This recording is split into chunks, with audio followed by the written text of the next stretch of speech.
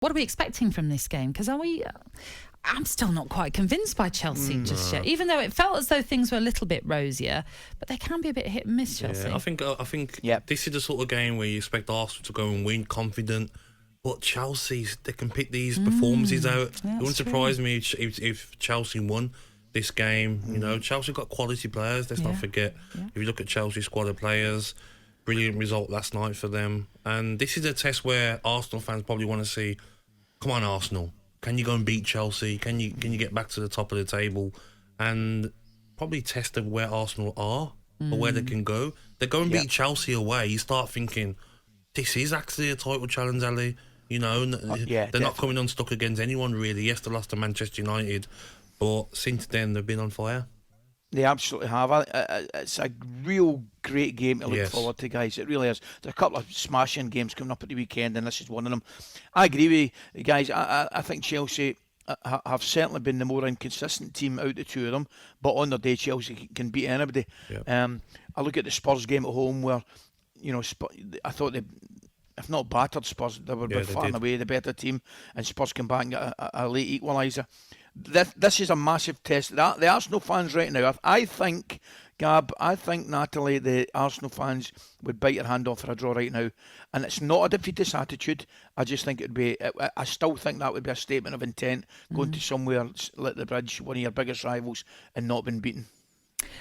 We've seen in the All or Nothing Arsenal documentary that Mikel Arteta tends to remember when someone from an opposition team does something that he doesn't like, i.e. Ivan Toney, for example, with the nice little kickabout when Brentford beat Arsenal in the first game of last season, which he used as something to sort of rile up his troops going into games going forward.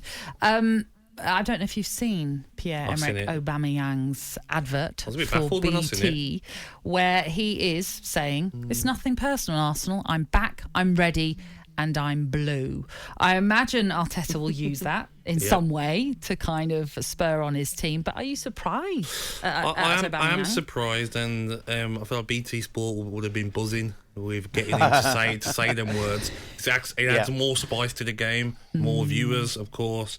But very strange. I just think you don't need to do that. You know, I could imagine the media officer at Chelsea probably said, "You want to do this?" and he's probably said, "Yeah." But it can come to like, you know, would you have done it? I'll never have done that. No, because these things seem to like work against you. It wouldn't surprise me now if he come on and missed a sitter and Arsenal go and win, and then you know you feel, why did you have to do that? The respect he should have for Arsenal.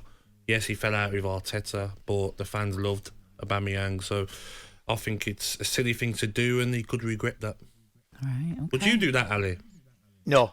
And do you know something? See, I'll be honest with you guys, if I'm his manager, his coach, or his teammates, I'm not happy with either, to be honest with you. I think, you know what it's like, you just want to go, particularly into big, massive games, you just want to go under the radar a little bit. Arteta's probably saying to his defenders, Ali, Gabriel, Saliba, watch that. Yeah, he said he's back, and he's back, and he thinks he's going to come and have a good game against you. You forget about being friends with him because you played with him.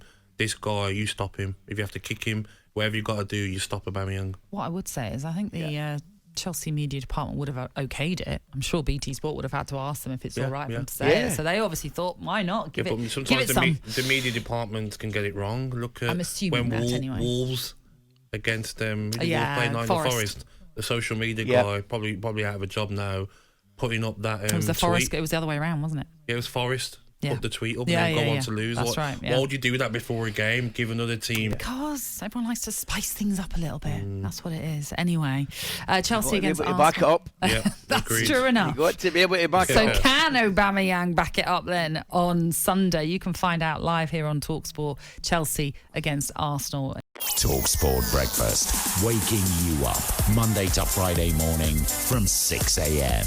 on AM, on DAB, via the talkSPORT app and on your smart speaker. talkSPORT.